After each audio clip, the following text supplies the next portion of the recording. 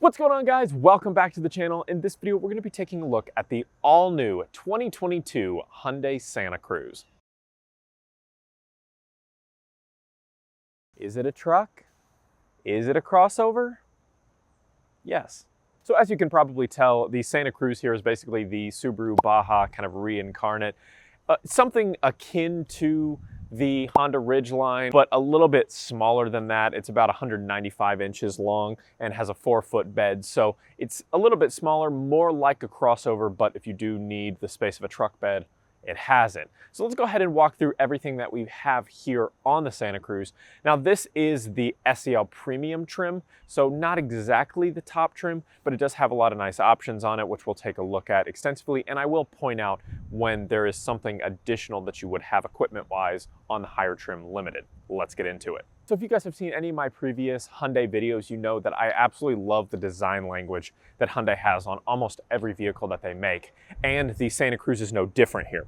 You have a very similar front end to what you would see on the Tucson that we took a look at a couple weeks ago. You have the same LED waterfall daytime running lights here integrated into the grille, but there are some differences. It's not the exact same thing. A little bit more boxy as far as the shape goes, and just has a little bit of a different design philosophy to it, but it does fit pretty well in the Hyundai family. So again, that waterfall design on the daytime running lights here, a nice kind of satin grille, big old chrome Hyundai badge in the middle, another satin piece that splits the bottom half of the fascia, and then a little intake area down at the bottom that's just kind of matte black plastic, which you'd like to see on something that is more of a crossover, more rugged, more adventurous, outdoorsy. And then you have the main portion of your headlights down here in this cluster. So you have your LED headlights and your high beams. Another nice little accent that you might miss at first glance is the turn signal. It's actually this little bar right here integrated into the main beams portion.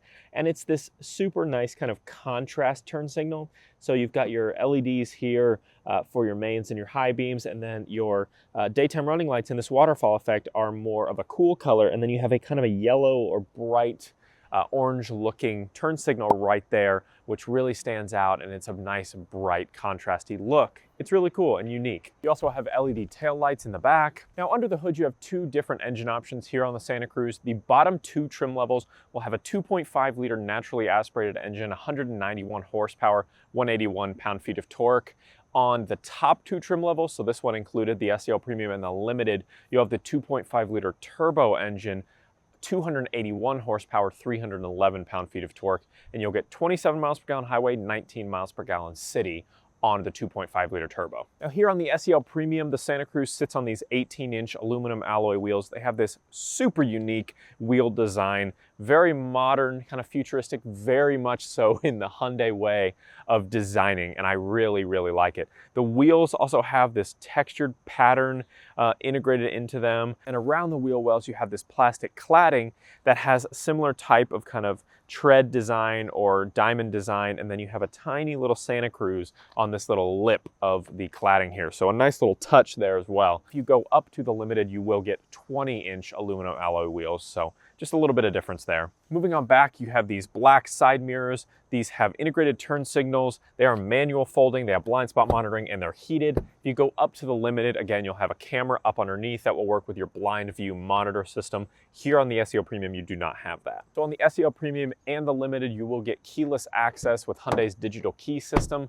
So you can use an Android smartphone with NFC or a little key card to enter and exit and start your vehicle. Up top, you do have black roof rails, and here on the SEL Premium and above, you do have this sunroof. You can also add it as an option on the SEL trim. So moving to the back of the Santa Cruz here, again, this is a 4-foot bed, so it's nothing like a Silverado or a Ram 1500. It's more so along the lines of a Ridgeline, but it's still got a decent size and decent cargo capacity. So you've got a lot of nice design accents back here. Again, like I mentioned, these are kind of a combo LED tail light here, and they've got a really unique design to them. I really like how they extend onto the tailgate here. Again, Hyundai does a lot of unique things with their design language. So they've got the Hyundai word mark here instead of an actual Hyundai badge, and then you've got the Santa Cruz nameplate imprinted onto the actual sheet metal here, similar to what like the Silverado has done in recent model years. You also have your all-wheel drive and 2.5 liter turbo badging there on the side, Any model that has the turbocharged engine is going to be standard all-wheel drive. The two lower trims with the naturally aspirated engine do not have all-wheel drive. So this same little triangular pattern is found again here on the bottom part of the fascia here, again right here by the license plate, and you have another little Santa Cruz icon right there. They're just doing the Jeep thing where they place little pictures of the car. I'm sorry, the truck. People get triggered when I say car, generically speaking. This is a truck, where they put little pictures of the truck all over the inside and the outside. So I really like that. You have a single exposed exhaust tip down up underneath. Your turn signal is integrated right here on the side. You have that same continuation of that triangular pattern up here on the sides of the bed. And you have, again, another little picture of the Santa Cruz right there. But let's go ahead and talk about the bed here. So you do have a standard rear camera right here next to the handle. You can go ahead and grab the handle, and it's an electronic button mechanism, and then it has kind of an easy open feature to it. It is not going to go back up automatically like you would find on the Silverado. Just doesn't happen, but you do have a nice sturdy bed right here.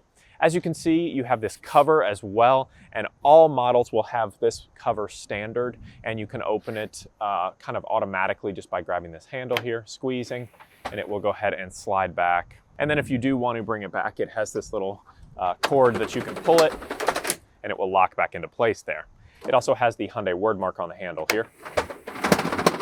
But one thing that I heard is that you can actually stand on this. It is strong enough, so I'm gonna use the little assist step right here that you've got on the side of the bed, and I'm gonna climb up here. I'm gonna test it out. Yes, you can stand on it. But inside the bed here, you have a lot of nice touches. So you've got some hooks around there that you can attach straps and things of the like. You have these little cargo areas that you can unlock and store stuff in. They're these kind of nice deep pockets here. They have little locking mechanisms. Like I said, you've got LED bed lighting back here, a lot of nice contact points for tie downs and things like that. But in the middle of the bed here, you actually have a really unique little hidden touch.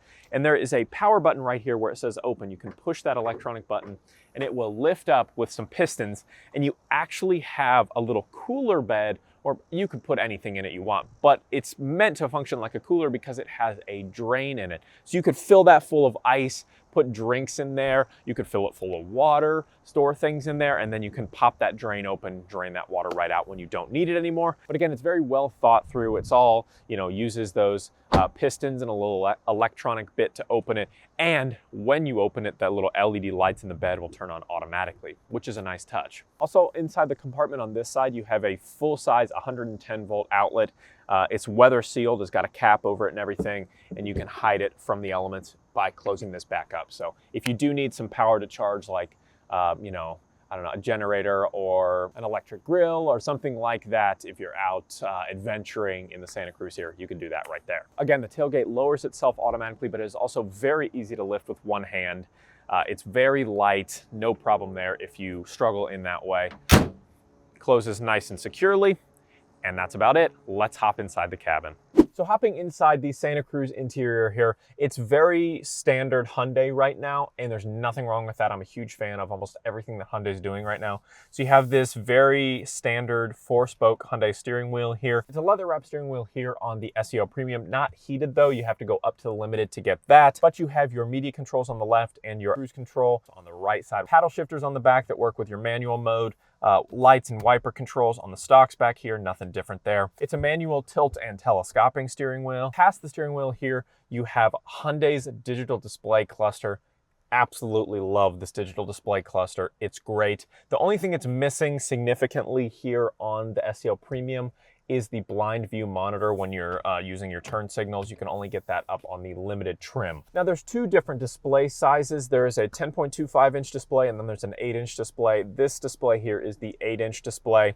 And you can tell the difference mainly. The 10-inch one is obviously wider, but you also have these touch capacitive buttons on the sides on the 8-inch display, and on the 10.25-inch display, they're across the bottom. So that's a nice way that you could just tell right off the bat. But this is your most up-to-date Hyundai Blue Link infotainment system. It has everything that you would normally be used to. Phone, Bluetooth, Apple CarPlay and Android Auto, which are wireless on the smaller system, wired on the larger system. We've talked about that extensively. Super weird, but that's how Hyundai does it. You can do this little split screen mode, and you also have access to your rear view camera right here. This is a standard high-res rear view camera, but it does not have the surround view monitor since you do not have all of those other cameras that you get up on the limited trim. Touch capacitive buttons right here on the sides, like I said, and then you have these physical wheels for volume, power, and then tuning your radio right there.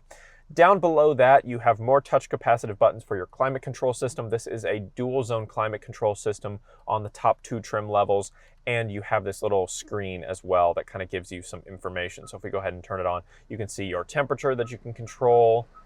Right there, you can use these buttons to control your fan speed, and you can just see a little bit of information on that screen itself. Down under that, you have 2 USB-A ports. You have a Qi-enabled wireless charging pad on the higher trim levels here, so you can put your phone right there. You also have a 12-volt outlet up under there, and then a little storage area right next to the wireless charging pad. Briefly moving back up here, you do have an auto-dimming rearview mirror here, universal HomeLink garage door controls, no camera systems or anything like that, but it is a nice premium looking mirror. And then you have your sunroof controls up top. You can open it manually there and then slide it back and tilt it with those controls. And then you have your LED dome light buttons right there as well. Your shift column here is just a standard shift column, no shift by wire system. You do have a manual mode if you tilt it over to the left side. That works with those paddle shifters. This is a 9-speed dual clutch automatic transmission here with the turbocharged engine. On the lower trims, you'll just have a standard automatic transmission. 2 cup holders here, and then you have this little area with a lot of buttons here. You have your all-wheel drive button, you have your drive mode select button, you have what looks like a hill descent control, your parking camera button, your electronic parking brake, and your auto vehicle hold button as well right here. And then up here on this little diagonal portion of the center console here, you have your heated seats button. If you're up on the limited, you'll also have a heated steering wheel button in the center, and then your ventilated seat buttons will be on the far sides if you're up on the limited trim. Center console opens with this little button right here, and you have a nice deep pocket. No additional ports or anything, but it is felt lined and very spacious. You have your controls over here for your bed light, as well as your traction control and your brightness of your gauge clusters. Window controls on the far handle here. The driver and passenger are auto one-touch up and down windows. The back 2 are just standard automatic windows, and then you have your mirror controls as well. Now, as far as seating surfaces go, you can definitely get leather seats up on the limited, but here on the SEO Premium, we've got these kind of scratchy cloth seats with this kind of striped padding down the seat itself. Like I said, they are heated seats. Up on the limited, you will get ventilated seats as well. The driver is an 8-way power adjustable with 2-way lumbar, and the passenger is just a manually adjustable seat. Now, as far as cabin design features go, again, it's very in line with the other models that Hyundai is putting out right now. You have this consistent trim that goes around the entirety of the cabin. So it's this piano black with this satin finish. It runs along the door panels, and it, connects to the vents here. So it turns from just like a decoration into functional with these vents here. They run all around the dash. They go down the center console, back up to the other side and along the door panel. So it's this very seamless connected design, which I think is very effective here. You also have a lot of piano black plastic. The entire center console is coated in that. The area down here by the shift column is that piano black plastic. You have it a little bit on the trim, like I said, and up on higher trims, you actually have it on the door panels as well. Over on this SEO Premium, it's just a hard touch plastic. But other than that, the cabin is very simple. There's not a whole lot of colors going on. There's not a whole lot of textures going on. There's kind of a soft touch material up top, and then everything else is essentially just a hard black plastic. At least here on the SEO Premium. Up on the limited, I think you have a little bit of kind of cloth or something that covers parts of the center console and armrests and things like that. Also, since this is the SEO Premium, you just have the normal 6-speaker audio system. If you go up to the limit, you'll get the Bose Premium audio system. Now, this does have some nice safety systems. You have forward collision warning, rear cross traffic alert, the blind view monitor. Like I said, you do have blind spot monitoring standard, but the blind view monitor you have to go up to get. The highway drive assist, things like that. If you guys are interested in more of those safety features, how they work and how some of the technology works inside the Santa Cruz here, definitely head on over to my tech channel and check out the video I just made on the Santa Fe. We talk a lot about the safety systems and features and how they work, and the Santa Cruz here is no different as far as functionality goes. So definitely head on over and check that out if you're interested.